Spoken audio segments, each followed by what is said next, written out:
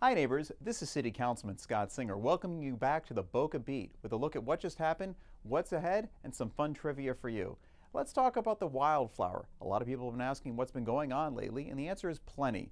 City staff have been working over the last few months with our waterways consultants, EDSA. We've been having some long-term discussions with the county to get final approvals for a walkway that would go underneath the Wildflower site over to Silver Pond Park and create an interconnected pedestrian promenade. That was the most popular image of the 90 some odd shown at a Waterfront Visioning session I held along with neighbors and architects last year, and something that the public had been asking for a long time.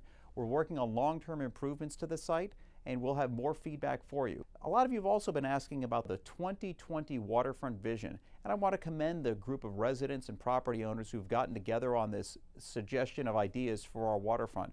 The city staff and city council will take those into consideration, but please know that's just a volunteer effort. It's very important, and we welcome all of the thoughts as we together as a community come forward on what's best for our waterfront and our downtown waterfront.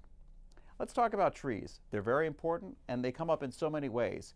Hurricane Irma left us all wondering about how we can better take care of our landscaping with millions of dollars of landscaping damage and 170,000 cubic yards of landscaping debris removed.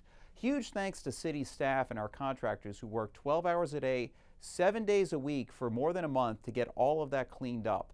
And good news for residents, the $7 million price tag to do all of that is going to be reimbursed by the federal government at 90 cents on the dollar. Yes, it was a cost for all of us, but we're very glad that we've gotten a maximum amount of funding from the federal government. And thanks to all the government agencies that made that possible. Here are some tips for you now that hurricane season is ending this month.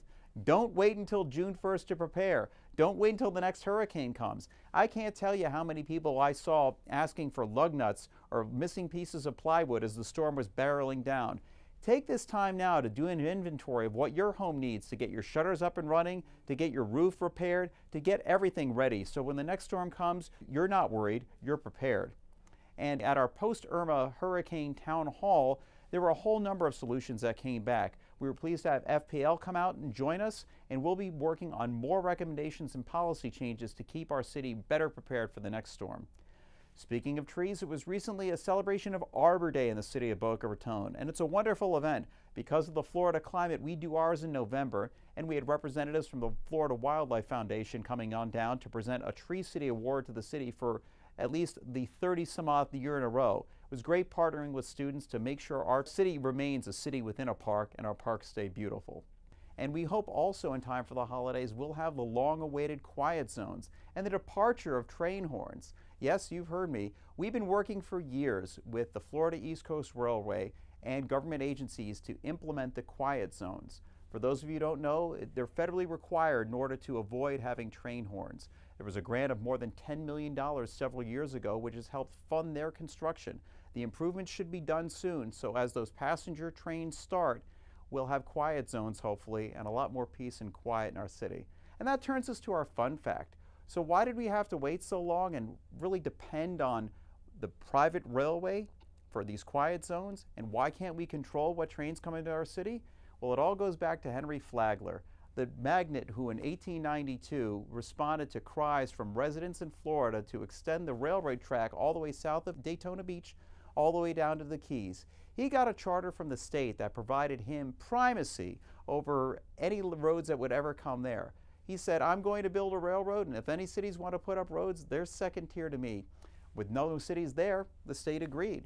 And in part of that, he got 2 million acres of land, which he later used. Were people grateful? You bet they were, because that helped transform the whole Florida landscape and led to Boca Raton and all the cities along the coast.